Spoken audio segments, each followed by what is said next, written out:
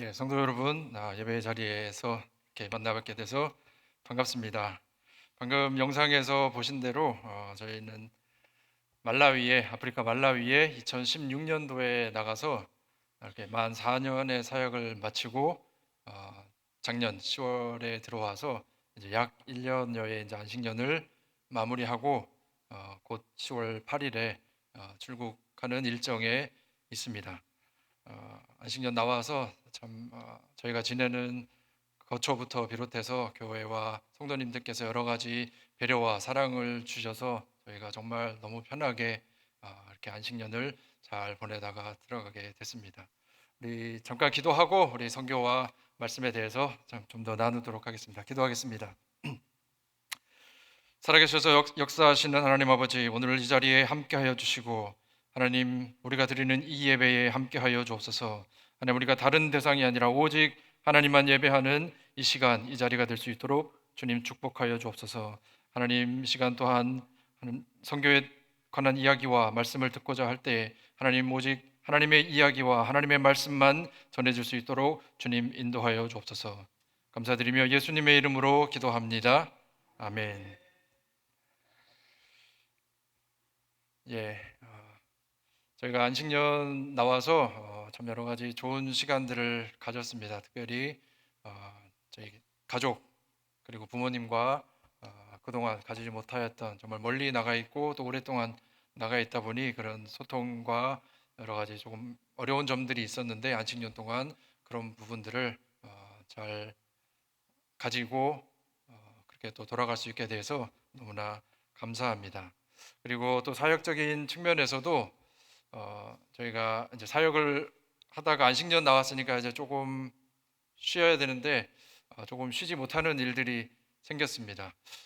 제가 안식년 나와서 많지는 않지만 조금 이렇게 연결되고 불러주시는 곳이 있어서 가서 말씀을 나누고 또 이렇게 강의를 한 곳에서 저는 안식년 나오면서 전혀 계획도 없었고 생각도 없었는데 아프리카의 우물을 파시겠다고 후원해 주시는 후원자가 연결이 돼서 총 8개의 우물을 제가 안식년 동안 올해에 파게 됐습니다. 지금 8번째는 현재 진행 중인데 그렇게 8개의 우물을 하게 됐습니다. 저도 중간에서 그 일들을 감당할 수 있게 돼서 너무나 기쁘고 또 뿌듯했습니다. 그러나 제 몸으로는 좀 안식년 같지 않은, 여기서 그 우물 공사 다 이렇게 관리하고 하는 게 쉽지 않거든요. 그 현지 회사 계속 연락하고 또 어떻게 진행되는지 계속 보고받고 이렇게 8개를 진행하다 보니까 이게 좀 안식년이 아닌 것 같은 느낌도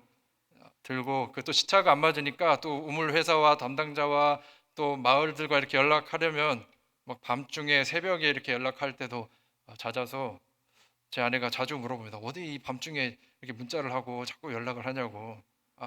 다 그런 일이 있다고 그렇게 농담으로 했는데, 아무튼 너무 감사한 일이었습니다. 그리고 또 하나 감사할 것은 저희가 말라위에 있을 때 여러 지역들을 방문을 하지만 그 방문했던 지역 중에 산골 마을이 있습니다. 그 산골 마을에 한 아이들, 유치원과 초등학교 아이들이 한 70여 명이 있는데요. 그 아이들이 학교를 가지를 못합니다. 왜냐하면 학교가 너무 멀리 있어서 한 10km 이상을 걸어가야 하는 학교이기 때문에 아침에 가면은 이미 학교 그렇고 오고 가고 오고 하면은 하루가 거의 끝나는 그런 상황이기 때문에 학교에 현실적으로 보내지를 못합니다. 그래서 지금 교육을 받지 못하고 방치되어 있는 그 학생들, 그 아이들을 보면서 한쪽에 너무 좀 안타까운 마음과 함께 멀지 않은 시일 안에 좀 좋은 후원자가 연결이 돼서 여기에 이 아이들을 위한 작은 학교가 좀 세워졌으면 좋겠다는 그런 기도 제목이 있었는데, 이번에 안식년 나와서 한 교회를 방문했는데 그곳에 사업을 하시는 한 장로님께서 그 학교 건축을 후원하시겠다고 그렇게 약속을 해주셨습니다. 그래서 그 약속을 가지고 이제 제가 들어가면 이제 또 현지인과 그 마을과 협력해서 아마 작은 학교를 짓게 될 것 같습니다. 그래서 이러한 일들은 제가 안식년에 기대하지 않았던 일들이지만 또 하나님이 덤으로 주시는 그런 사역의 축복인 것 같습니다. 또 영상에서 보셨듯이 사역 중에 하나는 그 시골 마을에 있는 고아와 장애 아이들을 이렇게 돌보는 사역이 있습니다. 지난 한 3년 정도를 한 후원자가 연결이 돼서 그 아이들 3명을 계속해서 이렇게 후원을 했는데, 이제 작년 말로 그 후원이 끝나서 올해는 이제 저희가 그 아이들을 돕고 있습니다. 그런데 그런 필요에 있는 아이들은, 이 아이들이 다 고아거든요. 부모가 없고 할머니 손에서 크거나 또는 할아버지 손에서 크거나 아니면 장애가 있거나, 아무튼 열악한 환경에 있는 아이들이 굉장히 많습니다. 그래서 혹시라도 여러분 가운데 내가 멀리 있는 아프리카에 있는 한 아이를 혹시 돕고 싶은, 후원하고 싶은 그런 마음이 있으면, 제가 제 본 사역이 있기 때문에 많이는 못하지만 아마 조금 더 받아서 그 사역을 진행할 수도 있을 것 같습니다. 혹시 관심 있으신 분들은 교회를 통해서 연락을 해주시면 그 방법을 찾아보도록 하겠습니다. 또 그리고 이제 말라위에 이번 안식년을 마치고 돌아가게 되면 사역이 하나가 추가가 되는데요. 그 늘어나는 사역은 기존의 사역에다가 저희가 지내는 곳이 말라위의 수도 릴롱괴라고 하는 지역인데, 그곳에 말라위를 통틀어서 전국에 한인교회가 하나가 있습니다. 출석은 4, 50명, 원래는 한 5, 60명 됐다가 코로나로 인해서 조금 지금 줄어든 상황인데, 저는 안식년 중에 이제 교회에서 연락을 받았습니다. 그래서 이번에 말라위에 돌아가게 되면 그 한인교회의 담임 목회를 겸하게 됐습니다. 기존의 사역이 그대로 있기 때문에 굉장히 부담이 됩니다. 저의 시간과 생활을 잘 관리하지 않으면 이 사역들을 다 감당하기 자칫하면 전부 다 이렇게 좀 소홀해질 수 있고 제대로 하지 못하는 상황이 될 수 있기 때문에, 저는 이제 좀 저를 비롯해서 저희 가정이 다 같이 하는 사역이기 때문에 조금의 그런 부담을 가지고 갑니다. 그래서 성도님들의 그런 기도와 관심 덕분에 저희가 지금까지 사역을 잘 했음을 믿습니다. 앞으로 저희가 이제 이기 사역을 갈 때 여러분들께서 계속해서 기억해 주시고 저희 사역과 그 말라위를 위해서 계속해서 기도해 주시면 감사하겠습니다. 한국에서 이제 안식년을 마치고 저희는 이제 현장으로 복귀합니다. 우리가 가지는, 선교사가 가지는 안식년, 어쩌면 선교사에게 주어지는 하나의 특권이라고 할 수도 있습니다. 왜냐하면 너무 멀리 또 이렇게 한국을 왕래할 수 없기 때문에, 또 이렇게 안식년을 통하여서 충전하고 회복하고 다음 사역을 준비하기 위한 그러한 시간이 주어졌습니다. 이 안식년을 마치면서 선교사의 안식년을 넘어서 오늘 본문을 통하여서 성경에서 말하는 안식, 선교사에게만 적용되는 안식년이 아니라 하나님의 백성들, 하나님을 예배하는 모든 자들에게 적용이 되는 그 안식, 성경에서 말씀하시는 그 안식이 무엇인지 오늘 짧은 시간 동안 한번 살펴보고자 합니다. 오늘 선교 이야기를 곁들여서 말씀을 하기 때문에 평소보다 시간이 조금 늘어날 수 있다는 것을 여러분들께서 좀 양해를 해주시고, 조금 열린 마음으로 예배가 끝날 시간인데 왜 안 끝나지? 그렇게 하지 마시고 조금 열린 마음으로 느긋하게 이렇게 들으시면 되겠습니다. 오늘 우리가 함께 읽은 히브리서 4장은 4장뿐만이 아니라 3장부터 연결되는 내용입니다. 이 히브리서 3장과 4장에 걸쳐서 말씀하시는 내용은 하나님께서 주시는 안식.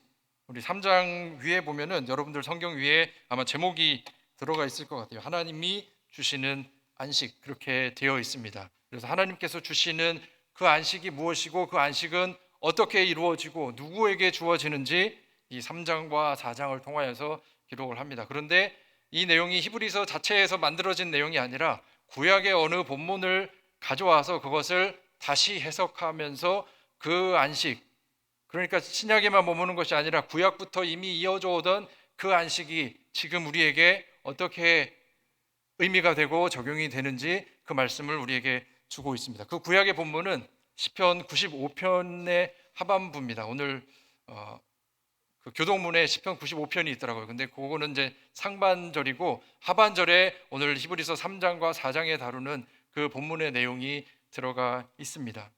이 시편 95편의 후반부는 구약의 또 다른 성경의 본문을 배경으로 하고 있는데, 그것이 출애굽기 17장과 민수기 14장을 배경으로 합니다. 여러분들 지금 새벽기도가 계속 출애굽기 진행을 하고 있는데 바로 얼마 전에 지나갔던 혹시 출애굽기 17장의 내용을 기억하실까요? 출애굽기 14장에는 무슨 일이 있었습니까? 출애굽기 14장은 우리가 너무나 잘 아는 홍해가 갈라지는 그 사건이 있었습니다. 그리고 15장에서는 그렇게 위대하신, 우리를 인도하신 그 하나님을, 그 이스라엘 백성들, 모세와 이스라엘 백성들이 정말 목소리를 높여서 하나님을 찬양하는 그 내용이 15장에 기록되어 있습니다. 그런데 성경상으로 차마 채 2장이 넘어가기 전에 그 찬양하던 이스라엘 백성들의 삶은 거의 180도 바뀌어져 있었습니다. 여러분들 광야에서 이스라엘 백성들이 어떤 삶을 사셨는지 잘 아시죠? 특별히 출애굽기 17장, 그들이 이제 광야로 들어가서 정말 하나님께서 약속해 주신 그 가나안 땅으로 들어가기에 앞서서 그 광야의 과정을 거쳐갈 때 그 과정은 쉽지는 않습니다. 왜냐하면 광야이기 때문에. 그러나 하나님께서 때때로 만나와 메추라기를 통하여서 먹을 것을 주셨습니다. 그럼에도 불구하고 그들은 목이 마르고 먹을 것이 없을 때마다 믿음으로 그 과정을 이겨내는 것이 아니라 그들의 지도자 모세를 향하여서 손가락질하면서 궁극적으로는 그 위에 계신 하나님을 향하여서 삿대질하며 원망과 불평과 불순종을 계속해서 일삼는 자들이 바로 이스라엘 백성들이었습니다. 이 이스라엘 백성들을 하나님께서 기쁘게 보실 리가 없지요. 그 출애굽기가 이제 넘어가면서 모세오경을 지나가면서 이들에게 어떤 일이 일어났습니까? 하나님은 불순종하고 하나님을 향하여서 손가락질하고 원망과 불평과 자기 생각에 사로잡혀서 하나님을 향하여서 원망과 불평을 쏟아내는 그런 자들을 하나님께서는 결코 기뻐하지 않으시고 그 이스라엘 백성들, 그 여호수아와 갈렙의 그 세대에 있던 모든 사람들은 그 광야에서 다 죽임을 당하고 성경은 오직 여호수아와 갈렙만 그 약속의 땅 가나안에 들어갔다라고 기록을 합니다. 그러면 여호수아와 갈렙 그리고 아마 그 자손들이 들어갔겠죠. 그 여호수아가 이끌어서 들어갔던 그 가나안 땅은 어떤 곳이었을까요? 하나님께서 약속해 주신 곳이 바로 그 가나안 땅이었습니다. 그 가나안 땅에 어쩌면 이스라엘 백성들이 정말 하나님의 큰 인도하심을 받을 때, 홍해가 갈라질 때, 정말 싸움에서 아말렉과의 싸움에서 정말 그렇게 크게 이길 때, 와, 하나님은 우리와 함께 계시는구나. 그런 하나님이 우리에게 가나안 땅을 약속해 주셨어. 그 땅에 들어가면 이제 우리는 고생 끝, 행복 시작, 모든 것이 다 끝나고 이제 웃을 일만 남았어라고 마음 한켠에 생각하였을 수도 있을 것 같습니다. 물론 그들은 평소에 늘 불평과 불만을 일삼는 자들이지만 그런 작은 한 구석에 그런 마음이 있었지 않았을까 그렇게 생각도 해봅니다. 그러면 정말로 실제로 들어간 그 가나안 땅은 어떠한 땅이었습니까? 정말 모든 것이 다 끝나고 이제 그때로부터는 평안과 복과 행복만이 넘쳐나는 곳이 그 가나안 땅이었을까요? 여러분들 우리가 구약을 읽어가면서 여호수아만 읽어봐도 그리고 그 이어지는 구약의 책들을 읽어보면 그렇지 않다는 것을 알 수 있습니다. 여호수아에서 7장에서 벌어진 그 아간의 범죄 사건, 왜 그 완전한 약속의 땅, 그 완벽할 것 같았던 그 가나안 땅에서 왜 범죄의 일이 일어납니까? 여호수아 20장에 기록된 도피성, 그곳이 완전한 곳이고 그 다음 어떤 것이 더 필요하지 않은 모든 것이 다 충족된 것이라면 왜 누구의 다른 사람의 눈을 피해서 부지 중에 내가 범한 죄에서 내 목숨을 잠시나마 부지하기 위해서 왜 도피성으로 피해야 하는 일이 그곳에 있습니까? 아직 완전하게 이루어지지 않은 무언가 아직 더 이루어져 가고 있는 불완전한 곳이 여전히 그 가나안 땅이었습니다. 그런 이유로 더 나아가서는 바로 이어지는 사사기의 말미에 어떻게 마무리되죠? 그들이 각기 소견에 오른 대로 행하였더라. 어떻게 그 하나님께서 준비하신 그것이 완벽한 곳이라면 어떻게 그 백성들이 자기 소견에 오른 대로 행하는 일이 그곳에서 일어날 수 있습니까? 어떻게 그 죄가 무성하고 그 선지자들이 늘 그 백성을 향하여서 회개하라, 하나님께 돌아오라는 그 메시지를 전할 수가 있습니까? 우리는 구약의 그 긴 내용들을 볼 때 그곳은 완전한 안식이 있는 그 영원한 곳이 아니었음을 우리는 알 수 있습니다. 그런 이유로 시편 95편이 기록된 다윗의 때에 하나님은 이스라엘 백성들을 여전히 그 안식으로 부르고 계신 것을 우리는 볼 수 있습니다. 그것은 여호수아의 때에 끝난 것이 아니라 지금 이스라엘 다윗 너의 때에 백성들이 오늘 나의 안식으로 들어오라 라고 그렇게 말씀을 합니다. 오늘 본문 7절과 8절의 말씀을 우리 한 목소리로 읽어보겠습니다. 7절입니다. 시작. 오랜 후에 다윗의 글에 다시 어느 날을 정하여 오늘이라고 미리 이같이 일렀으되 오늘 너희가 그의 음성을 듣거든 너희 마음을 완고하게 하지 말라 하였나니 만일 여호수아가 그들에게 안식을 주었더라면 그 후에 다른 날을 말씀하지 아니하셨으리라. 아멘. 여기서 나오는 시편 95편 그리고 히브리서 4장 3장과 4장에서 재인용을 하는 그 오늘은 여호수아의 때가 아닙니다. 이미 다윗은 그의 백성들을 향하여서 오늘 너희가 여호와의 음성을 듣거든 너희 마음을 완악하게 하지 말라. 그 오늘은 비단 다윗의 때만 국한되는 것이 아닙니다. 오늘 예배의 자리에 앉아있는, 오늘 온라인으로 그리고 대면 예배 이 자리로 앉아있는 저와 여러분에게도 동일하게 적용되는 말씀입니다. 오늘 지금 여호와의 음성을 듣거든 너희의 마음을 완악하게 하지 말고 하나님의 말씀에 순종하고 따르라 라고 여전히 지금 우리에게도 말씀하고 계신 것입니다. 이스라엘 백성들에게 그들의 지도자 여호수아가 있었습니다. 그러면 오늘 이 시대를 살아가는 우리에게 지도자는 누구입니까? 여러분들에게 지도자는 누구입니까? 여호수아와 같은 지도자가 있습니까? 여러분들이 가지고 계신 성경 8절에 보게 되면 여호수아라는 이름이 나옵니다. 그런데 아마 각주가 달려 있을 것 같아요. 밑에 각주에 보게 되면 또 다른 이름이 기록되어 있습니다. 뭐라고 기록되어 있죠? 예수라고 기록되어 있습니다. 이 구약에 나오는 이름 여호수아는 신약에 나오는 예수라는 이름과 같은 이름입니다. 그런데 구약의 히브리어로 되어 있는 여호수아를 헬라어로 바꾸면 예수라는 이름이 됩니다. 같은 이름이기 때문에 당연히 그 뜻도 같습니다. 그 뜻은 여호와는 구원이시다. 짧게 하면 구원자라는 그 이름의 뜻을 가지고 있습니다. 사랑하는 여러분, 여러분은 여러분의 인도자이고 구원하신 예수님을 여러분의 인도자로 받아들이고 전적으로 그 음성에 순종하고 따라가고 계십니까? 여러분에게 그 예수님은 누구입니까? 여러분들이 가지고 있는 교회에서 나누어진 그 달력을 보게 되면 매달 예수님이 어떤 분이신지 이렇게 한 장 적혀져 있는 것을 볼 수 있습니다. 그런데 여러분에게 예수님, 나에게 예수님은 누구입니까? 성경에서는 예수님에 대해서 많은 말씀을 합니다. 특별히 요한복음을 보게 되면 예수님이 누구신지 예수님 스스로 말씀을 합니다. 나는 세상의 빛이라. 나는 곧 길과 진리요 생명이니 나로 말미암지 않고는 아버지께로 올 자가 없느니라. 또 요한복음 15장에서는 나는 참 포도나무요 너희는 가지니 라고 여러 말씀을 통하여서 예수님이 누구신지 말씀을 합니다. 그 중에 한 가지 우리가 보아야 할 것은 오늘 배경이 되는 시편 95편에 이렇게 말씀을 합니다. 95편 우리가 읽지는 않았지만 그 7절의 말씀에 보게 되면 우리는 하나님의 손이 돌보시는 양이라고 그렇게 말씀을 합니다. 하나님은 목자이시고 우리는 하나님의 손이 돌보시는 양이라고 말씀을 합니다.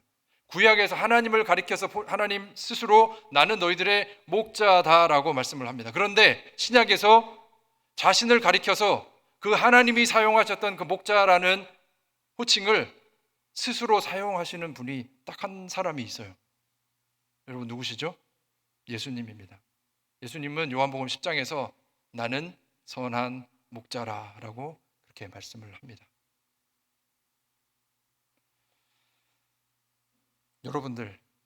여러분에게 예수님은 정말 여러분의 인도자이시고 선한 목자로 받아들이고 살아가고 계십니까? 그분이 바로 우리 구원자 되시는 예수님입니다.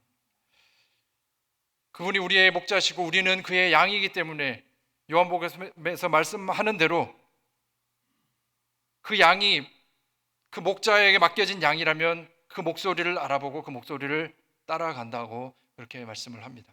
그렇다면 여러분이 예수님을 나의 참 목자라고 내가 고백하고 인정하신다면 여러분들이 그 예수님의 목소리에 귀를 기울이고 그 목소리가 내 마음에 들리고 그것에 전적으로 순종하고 내 자신을 내려놓고 겸손함으로 살아가고 계십니까?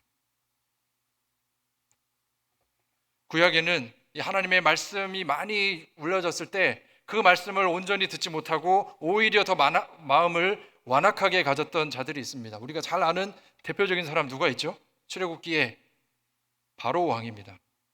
그 하나님의 보내신 자 모세를 통하여서 여러 번 하나님께서 경고하고 말씀을 주실 때마다 그의 마음은 더욱 완고하여져서 하나님의 백성을 보내지 않고 더욱 마음을 완고하게 하였습니다. 그러면 하나님을 몰랐던 자만 그랬을까요? 시편 95편의 그 배경이 되는 이스라엘 백성들, 하나님의 백성이라고 일컬어지는 그들, 광야에서 그들을 어떻게 했습니까? 정말 그 하나님을 내 목자로 고백하면서 그 시련의 길을 꿋꿋이 걸어갔습니까? 아닙니다. 그들은 틈이 나는 대로 정말 내 생활에 불편함과 어려움이 있을 때마다 그 위에 계신 하나님, 자신들의 지도자를 향하여서 왜 나를 이곳으로 끌고 왔냐? 차라리 애굽에 있었으면 내가 그냥 힘들어도 내가 굶지 않고 목마르지 않았을 텐데 왜 이곳에 나와서 줄여 죽게 하느냐라고 그렇게 말씀을 합니다. 사랑하는 여러분, 선한 목자이신 그 예수님의 음성을 들을 때 여러분의 마음을 완고하게 하지 마시고 그 목자의 음성을 따라 내 마음을 열고 정말 순종하며 그 음성을 따라가는 저와 여러분 되기를 주님의 이름으로 축원합니다. 그러면 오늘 본문에 나오는 안식의 의미를 한번 살펴보겠습니다. 시간이 많지 않은 관계로 그렇게 자세히 나눌 수는 없지만 간략하게 그 안식, 성경에서 말하는 안식의 의미, 그리고 더 나아가서 우리가 지금 지키고 있는 안식일 또는 주일의 의미가 무엇인지 잠깐 함께 살펴보기를 원합니다. 우리는 안식일의 근원을 창세기 2장 1절부터 3절에서 찾을 수 있습니다. 하나님께서 6일 동안 창조 사역을 마치시고 7일째 안식하셨더라라는 내용이 기록되어 있습니다. 우리 창세기 2장 1절부터 3절까지 우리 한 목소리로 함께 읽겠습니다. 시작. 천지와 만물이 다 이루어지니라. 하나님이 그가 하시던 일을 일곱째 날에 마치시니 그가 하시던 모든 일을 그치고 일곱째 날에 안식하시니라. 하나님이 그 일곱째 날을 복되게 하사 거룩하게 하셨으니 이는 하나님이 그 창조하시며 만드시던 모든 일을 마치시고 그날에 안식하셨습니다. 아멘. 하나님께서는 6일 동안 창조 사역을 마치시고 7일째 쉬셨다, 안식하셨다라고 이렇게 기록을 합니다. 이 안식은 잠시 우리가 그냥 일하다가 쉬는 잠시의 휴식이 아니었습니다. 하나님은 6일 동안 그의 창조 사역을 마치면서 그것을 완전하게 완성을 하셨습니다. 그렇기 때문에 그 모든 것을 완성하시고 하나님께서는 완전한 영원한 안식에 들어갔습니다. 그렇기 때문에 우리가 창세기 1장을 보게 되면 6일 동안 하나님께서 세상을 창조하시면서 한 날 한 날이 지나갈 때마다 반복되는 구절이 있습니다. 저녁이 되며 아침이 되니 이는 첫째 날이니라. 둘째 날이니라. 아침이 되며 저녁이 되니 이는 여섯째 날이니라. 그리고 하나님께서 일곱째 날에 안식을 가지셨습니다. 그리고 일곱째 날에는 그렇게 6일 동안 반복되었던 저녁이 되며 아침이 되니 이는 일곱째 날 또는 안식일이니라, 이런 내용이 나오지가 않아요. 왜냐하면 하나님은 그때로부터 지금까지 계속 그 영원하고 완전한 안식에 들어가 계시기 때문입니다. 그렇다면 우리가 지키는 안식일, 물론 구약의 안식일과 지금 우리가 그와 좀 맥이 다 있는 주일, 지금 그 상관관계를 시간 관계상 말씀을 다 나눌 수는 없습니다. 그러나 십계명에서 하나님께서 모세를 통해 주신 십계명을 통하여서 안식일을 기억하여 거룩히 지키라, 제4계명에 나와 있습니다. 출애굽기 20장과 신명기 5장에서 두 번에 걸쳐서 그 안식일에 대해서 우리에게, 하나님의 백성들에게 명하고 있습니다. 그러나 출애굽기 20장과 신명기 5장의 그 안식일을 지켜야 하는 그 근거를 조금 다르게 이야기합니다. 짧게 말씀드리면 출애굽기 20장에서는 6일 동안 창조하시고 7일째 쉬신 그 하나님, 그리고 하나님께서 만드신 그 완전한 그 하나님의 나라를 기억하면서 너희는 이 날을 구별하여서, 복된 날로 구별하여서 안식일을 거룩하게 지켜라. 신명기 5장에서는 그 초점이 하나님의 백성에게 들어와 있습니다. 왜냐하면 하나님의 나라는 이미 완전하게 구성이 되어 있지만 인간이 타락으로 거기서 쫓겨나서 하나님의 나라에 거할 수 없게 되었기 때문입니다. 그래서 신명기 5장에서는 내가 너희를 종되었던 애굽 땅에서 구원해낸 너희 하나님 여호와로라. 그래서 너희는 안식일을 기억하여 거룩하게 지키라. 이 말씀은 내가 너희를 마땅히 정령 죽으리라 한 그 말씀이 성취되기까지 너희를 죽음에 놓을 수도 있지만 내가 너희를 구속하고 구원하기로 내가 작정을 했다. 그리고 내가 정말 그 마지막 날까지 너희를 인도하고 구원하겠다. 그래서 하나님께서는 그러한 관점에서 내가 너희를 이끌고 마지막에는 궁극적으로 나의 안식에 그 영원한 회복된 하나님의 그 나라에 너희가 들어오게 될 것이다 라고 이렇게 말씀을 합니다. 그럼 오늘 읽은 이 본문 히브리서 4장 8절과 9절에서는 여호와가 인도한 그 가나안 땅은 아까 말씀드렸듯이 영원하고 완전한 것이 아닙니다. 여호수아는 그의 백성들에게 그 영원하고 완전한 안식을 줄 수 없었습니다. 그 안식은 누구만 주실 수 있습니까? 바로 우리의 창조자이며 구원자 되시는 하나님만 그 영원하고 완전한 안식을 우리에게 주실 수 있다는 것입니다. 여러분들 아멘입니까? 그렇다면 이제 구약이 아니라 오늘날 주일을 지키고 있는 저와 여러분은 과연 성경의 어떠한 부분에 초점을 맞추어서 우리는 이 매번 돌아오는 주일을 지키는 것이 합당할까요? 우리의 주일은 하나님이 가지는 그러한 영원한 안식이지 않습니다. 우리의 주일은 어쩌면 저녁이 되며 아침이 되니 주일 저녁이니라, 내일은 일하러 가야 되니라 하는 계속 이렇게 쳇바퀴 돌아가는 그러한 제한적인 안식을 우리는 누리고 있습니다. 여러분들 월요일 별로 안 반갑잖아요. 그죠? 월요병 아시죠? 직장인들 월요일이야 하면서 정말 주일 저녁부터 이제 우울해지고 몸이 무거워지는 그 월요병. 선교사인 저희에게도 그런 부분이 좀 있습니다.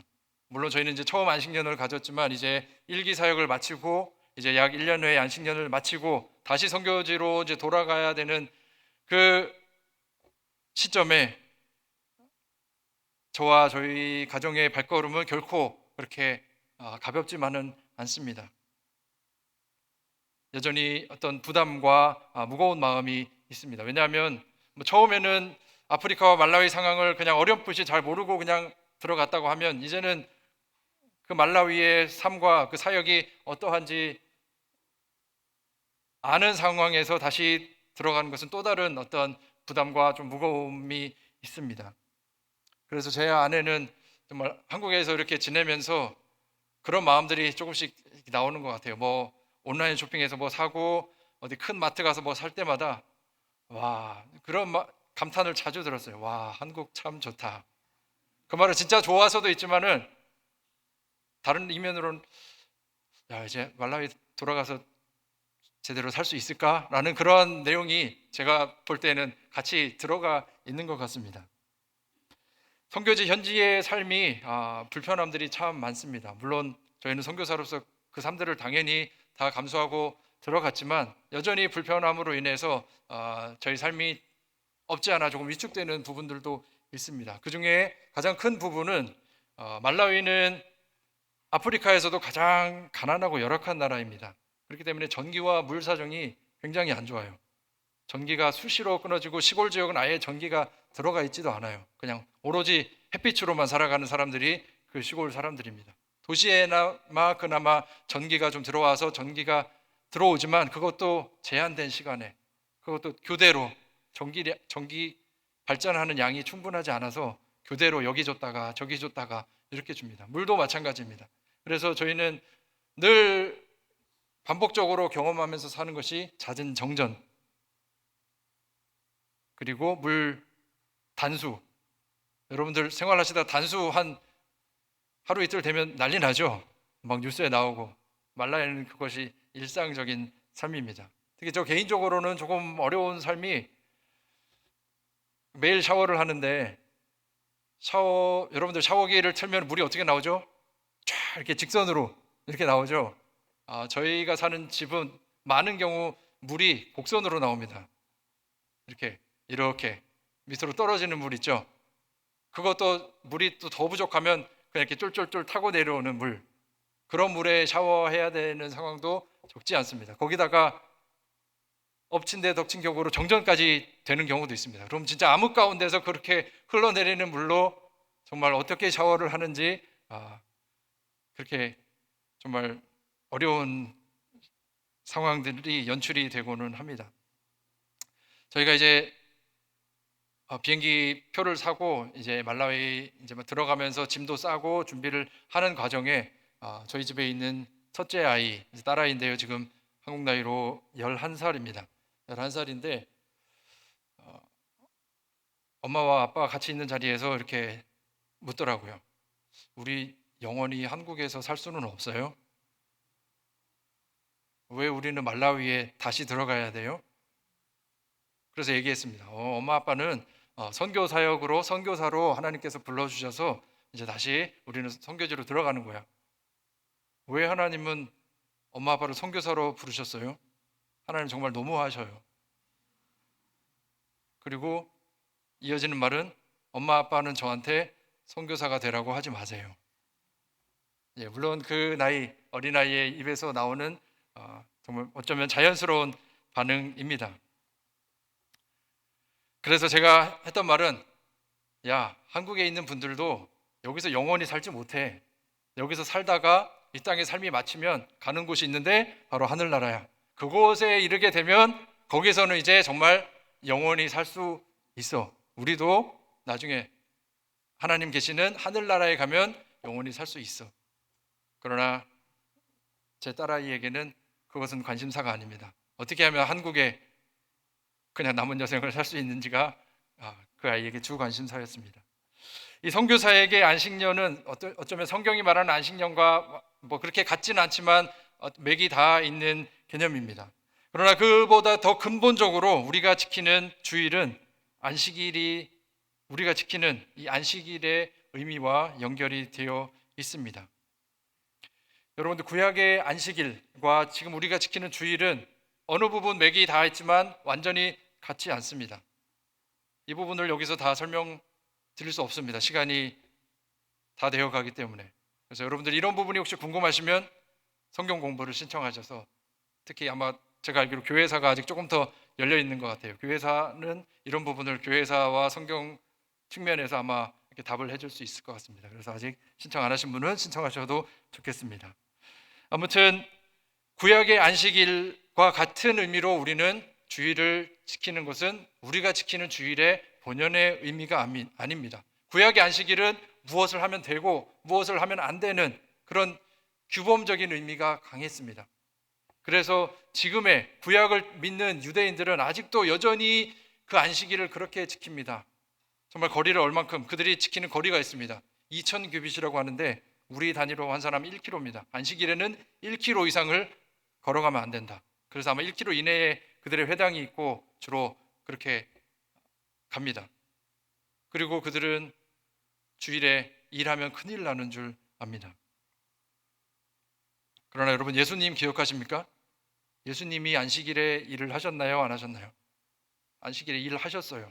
배고플 때 미리삭도 따먹고, 병자가 보일 때는 가서 병자를 고치기도 하셨고, 그는 그 안식일에 일을 하시면서 하신 말씀이 있습니다. 안식일에 인자는 안식일의 주인이니라라고 말씀을 합니다. 우리가 지키는 안식일의 개념이 그 예수님께서 하신 그 말씀의 의미가 들어가 있습니다. 그러면 우리가 지키는 안식일은 아닌 이 주일을 어떻게 보내면 좋을까요? 그 구약에 담긴 그 안식일의 의미를 내포해서 우리가 매번 반복해서 지키는 주일, 여러분들이 주일 지킬 때 어떻게 주일을 지키십니까? 예배 나오고 예배 나왔다 가면은 주일 지켰네 라고 많이들 생각하시지 않습니까? 그러나 우리가 지키는 그 안식일과 주일의 더 본연적인 의미는 하나님께서 그의 백성들에게 그의 백성들을 회복시키시고 그 영원한 완전하신 그 하나님의 나라에 부르실 때까지 그것을 기억하고 그것에 대한 소망을 품게 하시기 위해서 이렇게 매주 반복되는 이 주일을 우리에게 주셨습니다. 그래서 여러분들이 예배의 자리에 나올 때마다 물론 하나님의 백성이 가장 우선적으로 해야 될 것은 하나님을 예배하는 것입니다. 그 외에 우리가 그 안식일을 지내면서 또는 매일의 삶 가운데서 무엇을 하더라도 이 땅의 삶이 끝났을 때에 하나님께서는 그의 백성을 회복시키시고 그 완전한 영원한 완전한 그 안식에 이르게 하시고 그 영원한 새 하늘과 새 땅에 이르게 하신다는 그 소망을 우리에게 품고 기억하시기 위하여서 우리는 매주 이렇게 반복되는 주일을 우리에게 주셨다는 것입니다. 그러면 이제 결론적으로 우리는 어떻게 그 안식에 하나님이 말씀하시는 그 안식에 들어갈 수가 있습니까? 다시 말하면 누가 그 영원하고 완전한 안식이 있는 하나님 나라에 들어갈 수 있습니까? 그 질문에 대해 오늘 본문은 딱 한 가지로 이야기합니다. 그 대답은 믿음과 순종입니다. 믿음과 순종. 여러분들 2절 오늘 본문 2절 말씀 한번 읽어보겠습니다. 2절입니다. 한 목소리로 읽겠습니다. 시작. 그들과 같이 우리도 복음 전함을 받은 자이나 들은 바 그 말씀이 그들에게 유익하지 못한 것은 듣는 자가 믿음과 결부시키지 아니함이라. 복음을 들었지만 예수님이 누구신지 들었지만 그것을 믿음과 결부시키지 않았을 때 그 자들은 궁극적으로 하나님이 예비하신 그 영원한 안식에 들어갈 수 없다라고 말씀을 합니다. 제가 아까 답을 믿음과 순종이라고 이야기를 했지요. 이어지는 9절 6절에 보게 되면 제가 읽겠습니다. 그러면 거기에 들어갈 자들이 남아 있거니와 복음 전함을 먼저 받은 자들은 순종하지 아니함으로 말미암아 들어가지 못하였으므로라고 기록을 합니다. 오늘 이 말씀의 배경은 그 광야 생활을 했던 이스라엘 백성들입니다. 그 이스라엘 백성들 하나님을 향하여서 원망하고 불평하고 정말 교만하고 하나님 앞에 불순종했던 그들을 향하여서 너희는 믿음과 순종하지 않는 자들, 그래서 너희들은 내 안식에 들어오지 못하는 자들이라고 하나님께서는 노하시며 또 맹세하시며 그렇게 말씀을 합니다. 하나님께서 그냥 말씀하셔도 되는데 노하시며 맹세까지 하시며 말씀하시는 것은 굉장히 단호하고 강하게 말씀을 하시는 겁니다. 그리고 너희들은 내 안식에 들어오지 못하리라. 여러분들 이 말씀을 들으실 때 어떠한 마음이 듭니까? 그것은 구약의 어느 한 민족의 이야기입니까? 또는 남의 이야기입니까? 그렇지 않습니다. 오늘 이 예배의 자리에 앉아있는 저와 여러분에게도 적용이 되는 말씀입니다. 우리가 조금 전에 읽은 1절에서 뭐라고 말씀합니까? 그러므로 우리는 두려워할지니 두려워하라고 말씀합니다. 왜 두려워해야 됩니까? 그의 안식에 들어갈 약속이 남아 있을지라도 우리에게 약속이 주어졌지요. 아직 이루어질 약속이 남아 있을지라도 너희 중에는 혹 이르지 못할 자가 있을까 합니다. 누가 그 문에 이를지, 누가 그 완전한 안식에 이를지는 정말 그 끝까지 가봐야 아는 것입니다. 물론 하나님의 관점에서는 이미 그 구원이 완성되고 그것이 다 이루어졌지만 이 땅을 살아가는 우리에게 있어서는 여전히 두렵고 떨림으로 그 구원의 여정을 걸어 나가야 한다는 것입니다. 혹시 여러분 중에 나는 과거에 회심했고 예수 그리스도를 주로 고백했기 때문에 지금은 그냥 내 편한 대로 마음대로 살아도 괜찮아라고 생각하시는 분이 계실까요? 아주 위험한 생각입니다. 여러분들 잘 아는 이단 구원파가 그렇게 생각합니다. 한번 회심하면 이제 더 이상 회개할 필요도 없고 그냥 적당히 대충 살아도 돼. 이미 구원 받았기 때문에. 그것은 성경이 말씀하는 온전한 구원이 아닙니다. 우리의 구원은 믿음으로 고백했다면 그것이 순종으로 이어지고 우리의 삶 가운데 그 믿음의 열매들, 성령의 열매들이 맺혀져서 그 마지막 날 영원한 안식에 이르기까지 우리는 그 구원의 여정을 두렵고 떨림으로 걸어가야 된다고 하나님은 우리에게 아주 엄중하게 말씀을 하고 계십니다. 왜냐하면 그 구원의 문은 그렇게 넓지 않기 때문입니다. 그래서 마태복음에서는 좁은 문으로 들어가라. 넓은 문을 찾는 자는 멸망의 문인데 그곳을 찾는 자는 많지만 이 좁은 문, 협착하고 좁은 이 좁은 문을 찾는 자는 적다라고 그렇게 말씀을 합니다. 여러분 중에 혹시 과거의 믿음에 과거에 내가 이랬지, 과거에 내가 믿음이 두터웠지라고 과거에 머물러서 사는 여러분이 계십니까? 우리 히브리서 3장 13절 14절 읽고 말씀을 마치겠습니다. 히브리서 3장 13절 14절 한 목소리로 읽겠습니다. 시작. 오직 오늘이라 일컫는 동안에 매일 피차 권면하여 너희 중에 누구든지 죄의 유혹으로 완고하게 되지 않도록 하라. 우리가 시작할 때에 확신한 것을 끝까지 견고히 잡고 있으면 그리스도와 함께 참여한 자가 되리라. 아멘. 오늘 성경은 분명히 말씀합니다. 너희가 복음을 듣거든, 예수 그리스도의 복음을 듣거든, 하나님의 말씀을 듣거든 너희 마음을 완고하게 하지 말고 믿음으로 그 말씀에 순종하고 삶으로 그 말씀을 받아들이고 그 믿음으로 살아가는 너희의 삶이 되어야 한다 라고 그렇게 단호하게 분명히 말씀을 합니다. 이것은 선택적인 요소가 아닙니다. 해도 되고 하지 않아도 되는 이스라엘 백성들의 역사가 있습니다. 그렇게 하지 않았던 백성들은 모두 광야에서 다 멸망받고 단 한 사람도 그 약속의 땅 가나안 땅에 들어가지 못했습니다. 혹시 여러분 중에 하나님을 향하여서 원망 불평하는 분들이 계십니까? 혹시 하나님을 믿는다고 하면서 실상으로는 하나님의 말씀에 따르지 않고 불순종으로, 그 성경에서는 그 불순종을 완고한 마음이라고 말합니다. 그 완고한 마음을 가지고 여전히 내가 하나님을 믿는다, 하나님의 백성이다라고 그렇게 여기며 살아가시는 분은 혹시 계시지 않습니까?